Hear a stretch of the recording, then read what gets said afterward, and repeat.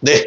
그렇다고 하면 이제 가장 핵심적이라고 할 수 있는 국민의힘 경선에 대해서 한번 신 교수님 의견을 한번 여쭤보겠는데요. 지난 목요일, 금요일 1대1 맞수 토론, 맞짱 토론이 있었습니다. 특히 홍준표, 한동훈, 한동훈, 홍준표 이 3시간의 혈투, 홍한 혈투, 이게 한이 땀 한자라고 되는데 홍한은 피땀 흘리는 혈투, 이렇게도 될 수 있는 것 같은데, 혹시 신 교수님 그 금요일 오후에 있는 한홍 대결 눈여겨보셨는지 어떤 평인지 한번 말씀해 주시죠.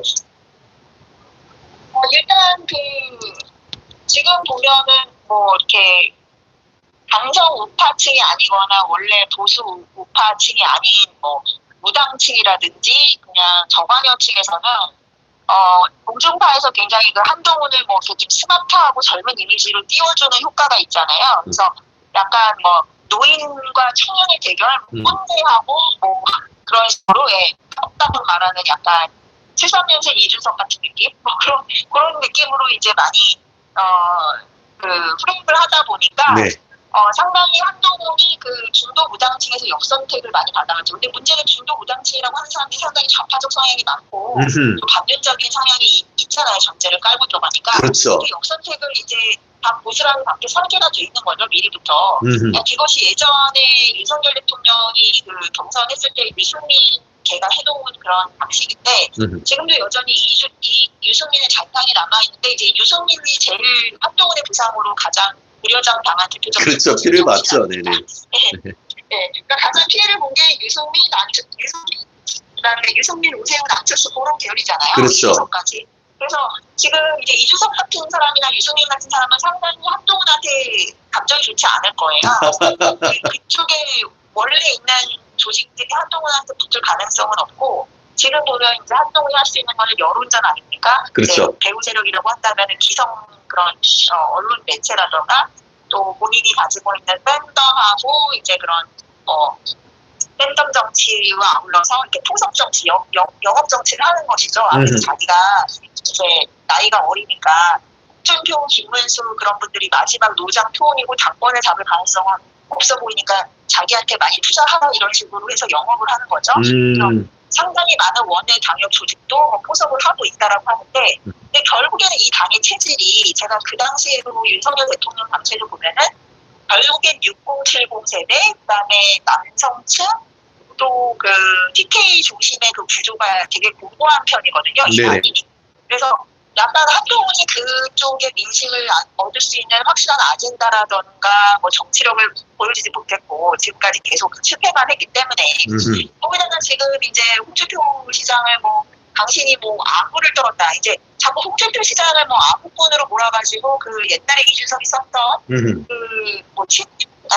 윤핵관 프레임을 지금 다시 돌려오려고 하고 있는데, 사실상 지금 그 당시 이준석이 써먹었던 윤핵관 프레임은 지금 힘이 없어요. 그 윤핵관들이 뭐 그렇게 윤석열 대통령을 지켜준 것도 아니고, 그래서 무리하게 지금 홍준표랑 이게 설전을 하면서 홍준표 시장이 뭐 아부를 했다고 하면서 그게 먹힙니까? 홍준표 시장은 애초부터 오락가락하면서 윤석열 대통령 비판도 많이 하고 있잖아요. 그렇긴 했죠. 네네. 네, 그래서 약간 한동훈과 홍준표의 그 설전이 그냥 2등 싸움으로 좀 보이는 것 같고요.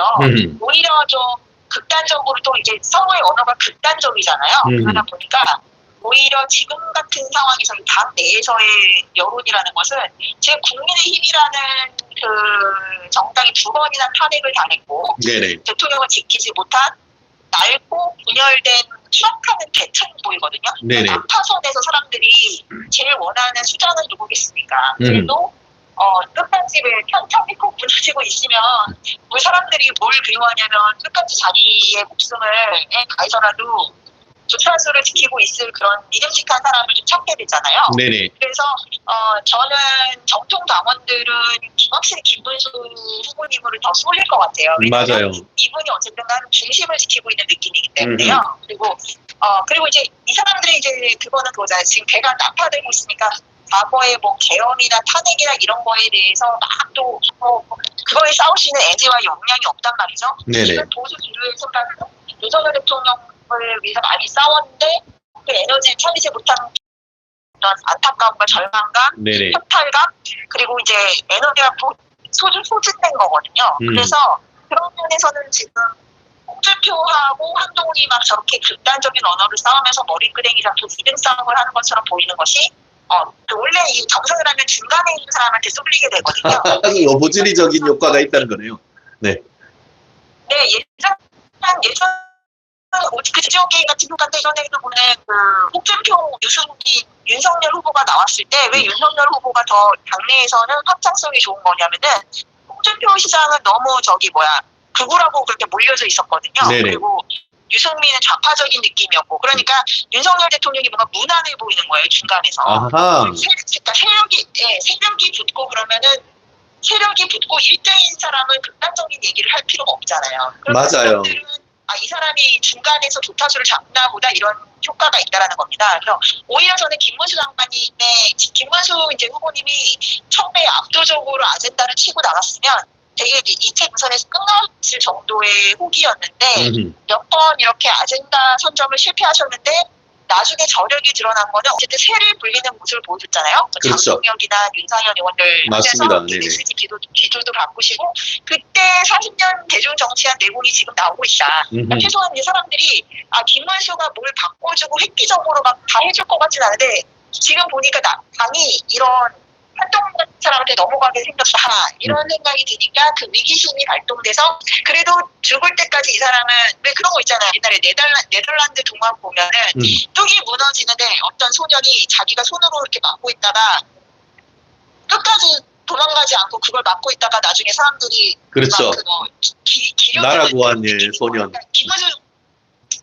김문수 장관님은 이 망해가고 있고 몰락해가고 있고 이 분열되는 이 낙하선을 끝까지 그래도 떠나지 않고 비겁하게 떠나지 않고 지킬 사람 그 파편을 다 맞으면서 지킬 사람이라는 캐릭터 그게 그분이 40년간 쌓아 올린 김문수만의 내공인 것이고 그러니까 일단은 윤석열 대통령이 그 끌어올린 에너지를 흡수하는 데는 그런 정치적인 스킬만으로는 실패를 하셨지만 그래도 김문수 어쨌든 그 처음부터 전략을 계속 고집하고 계신 거죠. 어떻게 보면 김문수 장관님은 본인의 살아온 인생과 역사를 승부하겠다고 했으니까 굉장히 사람들의 기대와 달리 처음에 막 전태일을 언급하고 그래가지고 사람들이 많이 실망을 했잖아요. 그렇죠. 이제 지금 사람들이 듣고 싶은 얘기를 되게 달콤하게 해주진 못하지만 그래도 이 사람은 치료에 휩쓸리지 않고 우리한테 의리를 지킬 거야. 맞아요. 네. 듬직한 형님 같은. 그걸로 승부를 하시는 거예요. 네네. 안 그래도 저도 교수님 얘기하시는 거하고 똑같은 그런 일을 좀 겪었는데요. 저한테 카톡으로 이것저것 물어보시는 분이 계세요. 김문수 어때? 라고 해서 제가 답을 뭐라고 했냐? 무난하신 것 같습니다. 지금 그런 느낌? 든든하시면서, 네네. 그런 게 어떻게 보면은 홍한이 싸우는 과정에서 중심을 지켜주는 누구는 한테 흔들리지 않고 꿋꿋하게 가주는 그런 이미지가 오히려 점수를 따는 그런 상황이란 말씀인 거죠.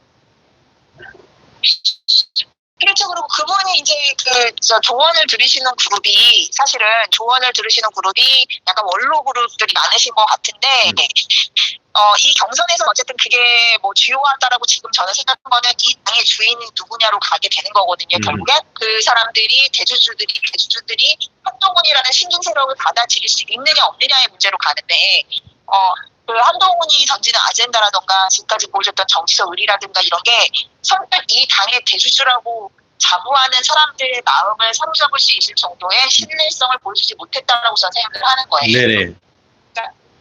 네, 그래서 이제 주주총회 열리는 거잖아요. 당원 투표한다는 게. 근데 사실 김문수 장관님이 처음부터 약간 트렌드를 반영해서 했으면은 사실 그 원로분들의 신뢰라는 거는 있었기 때문에 저는 이분이 좀 더 제가 던졌던 그런 확장 전략이나 마케팅 전략을 트렌드하게 했으면 되게 그 레트로 상품으로서 크게 히트칠 수도 있었는데 히트 상품을 만들진 못했으나 결국 스테디살러 국민의힘이라는 이거를 지킬 수 있는 사람으로 결국에는 표기돼서 당내 경선에서는 마지막 저력을 발휘하지 않을까. 좋은 말씀입니다. 그 정도는 할 수 있을 것 같습니다. 그러면 이런 질문 한번 좀 드려볼게요. 저 또한 지금 여러 가지 데이터라든가 이런 부분을 봤을 때 김문수 후보님이 최종 후보될 가능성에 대해서 저도 점을 치고 있는데 문제는 그럼 이번 2차 경선을 넘어서 3차 경선으로 넘어가는 4인 중에 살아남을 2인 누구 대 누구가 될 것 같습니까? 신동훈이 어쨌든 더 올라가지 않을까 좀 걱정스럽긴 한데 조심스럽게 그렇게 생각이 조금 돼요. 왜냐하면 지금 그 역선택을 많이 받아들이긴 하고 제가 보기엔 당원은 어쨌든 홍준표 쪽보다는 김문수 후보 쪽으로 갈 것 같거든요. 중심이. 그래서 물론 홍준표 후보님이 많이 양진하는 모습은 보였어요. 특히 제가 방송 보였는데 젊은 층의 남성들이라던가 이제 그 사무실이 이제 홍준표 시장을 지지하는 분이 있는데 문제는 그 사람들이 사실 윤석열 대통령의 지지층으로 많이 돼 있기 때문에 열기가 많이 약화됐어요. 그래서 저번 경선과 비춰보면 저번 경선 때가 저는 홍준표 후보님한테는 별의 순간이 없었다고 생각하거든요. 저번 경선 때.